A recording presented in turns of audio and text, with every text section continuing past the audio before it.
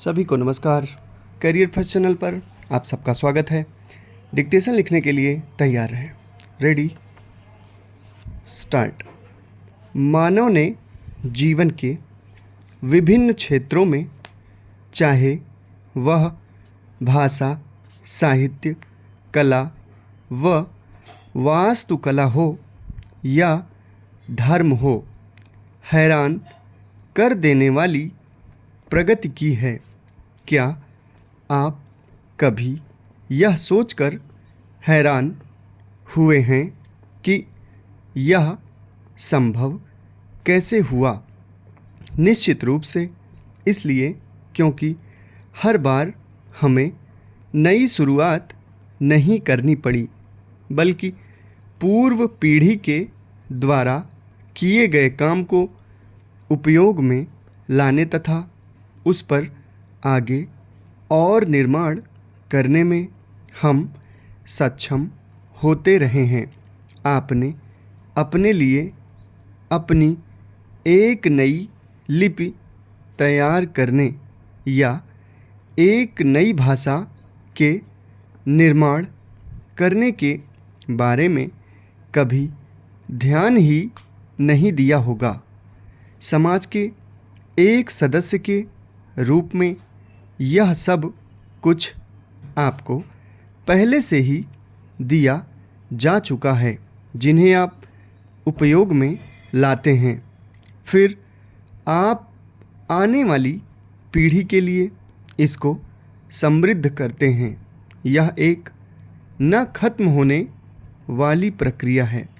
मनुष्य के पास प्रारंभ से ही एक अनोखा गुण है, जिसे संस्कृति के नाम से जाना जाता है।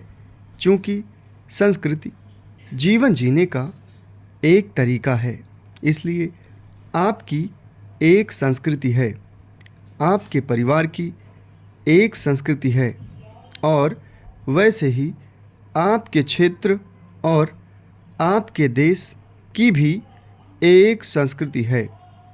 आप भारतीय संस्कृति के अनोखेपन के बारे में एवं इसके विशिष्ट लक्षणों के बारे में जानने के लिए उत्सुक होंगे। विभिन्न नृजातीय समूहों का परस्पर मिल जाना हमारी सांस्कृतिक विविधता का दूसरा महत्वपूर्ण घटक है। अनंत काल से इधर उधर से लोग यहाँ आते रहे हैं और बसते रहे हैं। विभिन्न नृजातीय समूह यहीं बस गए और यहाँ के स्थानीय निवासियों के साथ घुल मिल गए। अन्य संस्कृति के लोग अपनी सांस्कृतिक गुणों, चिंतन और विचारों के साथ आए थे, जो यहाँ की संस्कृति के साथ समायोजित हो गए। भारत ने सदियों से हमेशा अन्य विचारों को अपनाने की अपनी असाधारण क्षमता को दिखाया है। इसने हमारी संस्कृति को समृद्ध और विविध बनाया है। बाहरी संस्कृतियों से संपर्क के साथ साथ भारत के भीतरी विभिन्न क्षेत्रों की संस्कृतियों के बीच भी आदान प्रदान होता रहा है। भारत के हर राज्य में विविधताएं एक खास क्षेत्रीय विशेषता का एहसास कराती हैं। भारत के पूरब, पश्चिम, उत्तर और दक्षिण केंद्र अपनी अपनी विशेषताओं के बावजूद पूर्णतः अलगाव में विकसित नहीं हुए हैं।